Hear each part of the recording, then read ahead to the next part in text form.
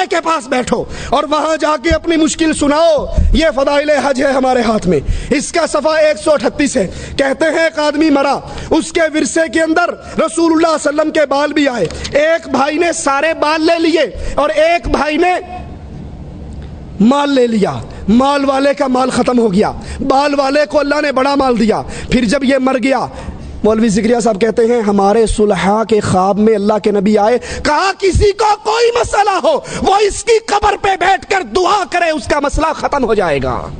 یہ فضائل حج ہے.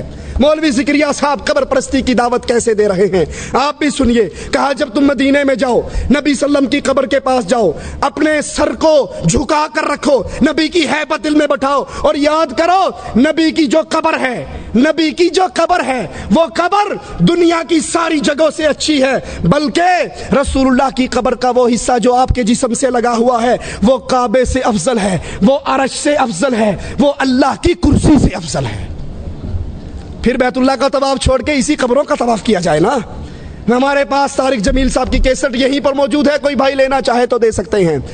موری شریف کے دربار پہ گئے 19 امیروں کو لے کر, پھر ان کا خطاب ہوا دربار پہ. ان کے خطاب سے پہلے گدی نشین نے خطاب کیا. اس نے کہا مولوی طارق جمیل اور 19 تبلیغی امیروں نے ذکر میں, فکر میں, حمد میں, نعت میں, قوالی میں, سما میں, وجد میں, ایک ایک کام میں شرکت کی. ہم سمجھتے تھے ہمارے درمیان بڑا فرق ہے, لیکن مولوی صاحب کا عمل دیکھ کے ہمیں تو یقین ہو گیا ہمارے درمیان بننا تو بڑا ہوتا ہے, بننی کا فرق بھی نہیں ہے. میں مولوی طارق جمیل کو دعوت دیتا ہوں, اس سٹیج سے آ کر دعوت کا کام کرو جہاں عشق مصطفیٰ ہو اور خوف خدا ہو. پھر مولوی طارق جمیل صاحب نے بیان کیا ولی الاولیاء کی شان, ولی الاولیاء, قطب, غوث, ابدال, اور نیچے سے نعرے لگے نعرہ حیدری, نعرہ رسالت, نعرہ غوثیہ, یا ایھا النبی. اس کا ترجمہ کیا ہے غیب کی خبریں بتانے والے اور مجمع بریلویوں کا, ان کے عرس کا. نیچے سے نعرہ لگا نعرہ رسالت. یہ قبر پرستی کی دعوت ہے. قبروں پہ بیٹھو, قبر والوں کو حاجت سناؤ. اور قرآن اعلان کرتا ہے والذین یدعون من دون اللہ لا یخلقون شیئا وهم یخلقون اموات غیر احیاء وما یشعرون ایان یبعثون. تم تو کہتے ہو ہمارے تبلیغی عالم نے قبر والے کو کہا, اس نے صدقہ کیا, اونٹ ذبح کیا. قرآن کہتا ہے جن کو تم پکارتے ہو انہوں نے کسی چیز کو پیدا نہیں کیا, یہ خود بندے دے پتر نے, یہ خود مخلوق ہے. اور حالت کیا ہے اموات غیر احیاء, یہ مردہ ہیں, یہ زندہ نہیں ہیں. انہیں تو یہ بھی نہیں پتا اٹھایا کب جانا ہے. بہت بڑی بدعقیدگی اہل ایمان میں, مسلمانوں کے اندر اس قرآن کو چھوڑنے کی وجہ سے, ان فضائل اعمال کو اپنے سینے سے لگانے کی وجہ سے جو پھیلی, اس میں ایک بڑی خطرناک بات رہبانیت کی دعوت, صوفیت کی دعوت. یہ ہمارے ہاتھ میں فضائل درود ہے, مشکل کشائی کی دعوت, اس کو پکارو اس کو پکارو. ایک کہتا ہے فضائل درود کے اندر میں حج پہ گیا, صفحہ 116 ہے, میری ماں مر گئی وہیں رہ گئی, منہ کالا پیٹ پھول گیا. میں نے کہا یہ کیا مصیبت آ گئی. اچانک مدینے سے دیکھا ایک ابر آیا, نیچے اترا, اس میں سے بندہ ظاہر ہوا, ماں کے منہ پہ, پیٹ پہ, جسم پہ ہاتھ پھیرا. وہ پھیرتے ہی فوراً ہی ماں بالکل ٹھیک ٹھاک ہوگی. میں نے کہا تو کون ہے؟ کہا تو نے نہیں پہچانا؟ کہا نہیں میں نے تو نہیں پہچانا. کہا میں محمد الرسول اللہ ہوں. اللہ کے نبی علی اور عائشہ کی صلح کے لیے کیوں نہ آئے؟ اللہ کے نبی عمر کو شہید ہوتے ہوئے بچانے کے لیے کیوں نہ آئے؟ اللہ کے نبی عثمان جب گرفتار تھے, پیاسے تھے, اس پیاسے کی پیاس بجھانے کے لیے کیوں نہ آئے؟ اللہ کے نبی حسنین کریمین کو کوفیوں کے شر سے بچانے کے لیے کیوں نہ آئے؟ تیری ماں مر گئی تو اللہ کے نبی صلی اللہ علیہ وسلم نے فوراً آ کر اس کے منہ پر, اللہ کے نبی پہ اتنی بڑی تہمت. عائشہ فرماتی ہیں عورت بیعت کرنے کے لیے آئی, پردے کے پیچھے سے ہاتھ آگے کیا, آقا کی نظر انگلی کی پوریوں پہ پڑی. کہا عائشہ اس سے کہو ہاتھ پیچھے کرے, محمد نام محرم عورتوں کی انگلیوں کو دیکھنا بھی برداشت نہیں کرتا. اور ظالم اتنی بڑی رسول اللہ کی توہین کہ اللہ کے نبی علیہ الصلوۃ والسلام نے اس عورت کے منہ پہ, پیٹ پہ, جسم پہ ہاتھ پھیرا. اور وہی صوفیت کی بات, رہبانیت کی دعوت اس کتاب نے کیسے پیش کی یہ دیکھیے. ہمارے ہاتھ میں 356 صفحہ ہے, فضائل اعمال ہے. کہتے ہیں عبد الواحد مشہور صوفی ہیں, ایک روز نیند کا اتنا غلبہ ہوا, سو گئے. رات کو خواب آیا، خواب کے اندر وہی ایک حسین و جمیل خوبصورت ریشمی لباس میں لپٹی ہوئی لڑکی نظر آئی. کہنے لگی تو سو رہا ہے، فکر کر میرے لیے، بھاگ دوڑ کر. اٹھے اور اٹھنے کے بعد قسم اٹھا کر کہا آج کے بعد کبھی نہیں سوؤں گا، اور 40 سال تک عشاء کی وضو سے فجر کی نماز پڑھتے رہے.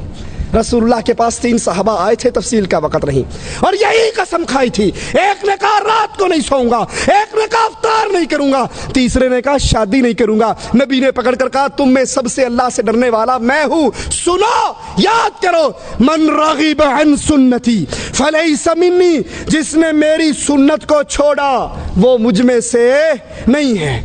ایک سید صاحب کا بیان 360 صفحہ پر، کہتے ہیں ایک سید صاحب کا قصہ ہے، 12 دن تک ایک ہی وضو سے ساری نمازیں پڑھی. 12 دن تک، سن رہے ہیں آپ، 12 دن تک ایک ہی وضو سے. کوئی بڑی پکی قسم کی قبض ہوئی تھی، اس کو نہ پیشاب کی حاجت نہ پخانے کی حاجت، کچھ بھی نہیں ہوئی. 12 دن تک ایک وضو سے نماز پڑھی، اور 15 سال تک مسلسل کبھی لیٹنے کی نوبت نہیں آئی. 15 سال تک نہیں لیٹے.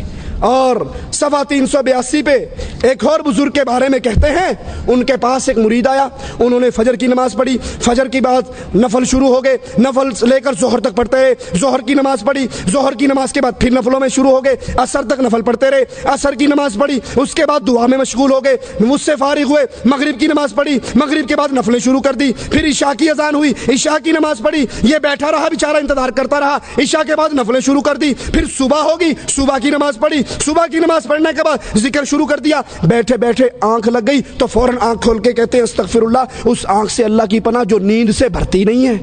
یہ نماز پڑھتا رہا یا سوتا رہا ہے؟ یہ دعوت رسول اللہ صلی اللہ علیہ وسلم کی دعوت نہیں. اللہ کے نبی زینب کے گھر میں آئے، لٹکی ہوئی رسی کو دیکھا، کہا کیا ہے؟ کہا جب زینب تھک جاتی ہے پھر زینب اس کا سہارا لے کر، اس کا ٹیک لے کر، اس کا ٹیک لگا کر پھر نماز پڑھتی ہے. کہا اس کو کھول دو اور اس کو سنا دو، جب وہ تھک جائے تو اس پر اس کے جسم کا حق شروع ہو جاتا ہے. فرماتے ہیں 465 صفحے پر، صوفیت کی دعوت، قرآن بھی چھوڑ دو، ذکر الا اللہ کا ضربے مارو. کہا سید علی میمون، ان کا مشہور قصہ ہے، بہت بڑے عالم تھے، مفتی تھے، مدرس تھے. وہ ایک سید صاحب کے بیعت ہو گئے، سید صاحب نے اس سے سارے کام چھڑوا دیے اور کہا بس ضربے مارو، الا اللہ الا اللہ الا اللہ. سانس سے دیکھا آپ نے، لائٹیں بند ہوتی ہے، یہ کیا ہے؟ یہ لا الہ، یہ کیا ہے؟ الا اللہ، لا الہ الا اللہ. بس یہ ضربے لگتے رہے، اندھیرا ہو کے. کہا ضربے لگوانی شروع کر دی. ان کو پتہ لگا کسی وقت یہ چھپ کر اللہ کا قرآن بھی پڑھتے ہیں. فوراً بین لگا دیا کہ تم نے قرآن بھی نہیں پڑھنا، صرف ہمارے بتائے ہوئے ذکر کرو اور اللہ کی ضربے مارو. کہا کچھ عرصے کے بعد ان کا دل جاری ہو گیا، پھر دل نے ضربے مارنی شروع کر دی، پھر دل سے الا اللہ کی صدائیں نکلنی شروع کر دی. پھر جب ان کا دل چل پڑا پھر ان سے کہا ہاں اب تم قرآن پڑھو. پھر جب قرآن پڑھا تو ایسے ایسے انوار ان کے سامنے آئے جو اس سے پہلے نظر نہیں آئے تھے. کیا یہ طریقہ رسول اللہ صلی اللہ علیہ وسلم کا طریقہ ہے؟ ابن مسعود مسجد میں داخل ہوئے، لوگ پتھروں پہ ذکر کر رہے، ایک کہتا اللہ اکبر، سارے کہتے ہیں اللہ اکبر. آپ نے فرمایا ان بدعتیوں کی مسجد سے نکالو اور یہاں قرآن کی تلاوت نہ کرو، بس مولویوں کے بتائے ہوئے ذکر کرو. یہ راستہ رسول اللہ صلی اللہ علیہ وسلم کا راستہ نہیں. فضائل ذکر ہے، مولوی ذکریہ صاحب رائٹر ہیں، صفحہ 575 ہیں، فرماتے ہیں ہمارے ایک پیر صاحب ممشاد ان کا نام ہے، ان کی موت کا وقت آیا، انتقال ہونے لگا تو پاس بیٹھنے والوں نے دعا دی کہ حضرت آپ کو اللہ عز و جل جنت کی فلاں فلاں فلاں نعمتیں عطا فرمائے. کہنے لگا بھلے آدمی، جنت تو 30 سال سے بن کر سنور کر میرے سامنے آ رہی ہے، میں کبھی اس جنت پہ نظر ہی نہیں ڈالتا. کیوں؟ صوفیوں کا عقیدہ ہے، آدی کلندری رابعہ بصری کہا کرتی تھی جنت کے پانی سے جہنم بجھا دوں، جہنم کی آگ سے جنت جلا دوں، پھر بے لوث ہو کر عبادت کروں. یہ صوفیت کی دعوت ہے، یہ رہبانیت کی دعوت ہے. رسول اللہ صلی اللہ علیہ وسلم نماز کے دوران 2 قدم آگے بڑھے، پھر 2 قدم پیچھے ہٹے.